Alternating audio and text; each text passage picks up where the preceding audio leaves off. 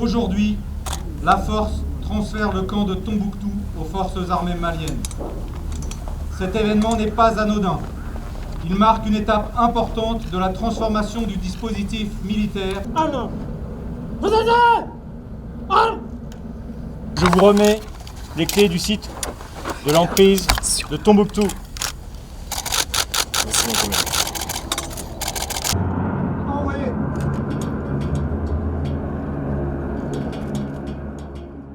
Par ces cérémoniales militaires, à la fois historiques et pleins de symboles, le camp Barkhane de Tombouctou passe désormais sous la coupe des forces armées maliennes et de sécurité.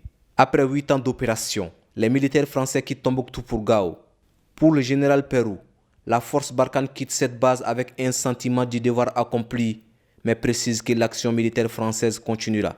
Je crois qu'on peut dire qu'on a accompli le devoir, exactement. Je crois aussi, mais c'est ce que j'ai essayé de dire, que tout n'est pas terminé, c'est-à-dire que l'action elle va se poursuivre autrement, avec des moyens que la France continuera à mettre à disposition, et notamment, s'il en était besoin, au profit des forces de Tombouctou, avec notamment nos moyens aériens qui sont tout à fait capables d'agir.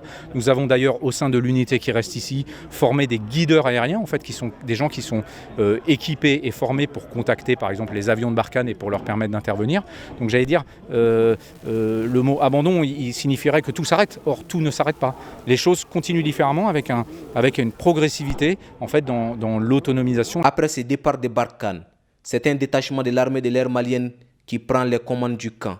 Ils remplaceront le sous-groupement tactique du 4e escadron du 1er régiment d'infanterie de la marine française. C'était ce même corps de l'armée française qui ouvrait cette base il y a 8 ans.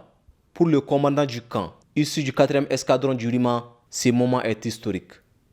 Il y a 8 ans de souvenirs français sur la base de Tombouctou qui vont partir, donc c'est une vraie grosse page qui se tourne pour nous. Et puis pour mon régiment, je vais pouvoir rapporter le drapeau, le dernier drapeau français qui a flotté là sur la place d'Armes. Je le ramènerai à mes chefs en France pour qu'il soit mis en valeur. Et dans chaque régiment en France, on a une sorte de petit musée, une salle d'honneur qui retrace un peu l'histoire de l'unité. Et donc il aura une bonne place dans cette salle d'honneur. Les derniers soldats de Barkhane partent avec un bon souvenir de Tombouctou, la mystérieuse. Agréable de patrouiller, de pouvoir échanger avec la population et ensuite de pouvoir revenir dans un lieu aussi unique et mythique que Tombouctou. Donc Tombouctou, tout le monde connaît l'histoire avec les archives. Le soldat connaît cette histoire-là et a toujours l'impression de vivre une aventure unique. Après le camp de Kidal et de Tessalit, ce camp de Tombouctou est le 3e cédé par Barkhane au Fama. C'est là qui rentre dans le cadre du rajustement des forces françaises dans le cadre de la nouvelle politique de sécurisation du Sahel.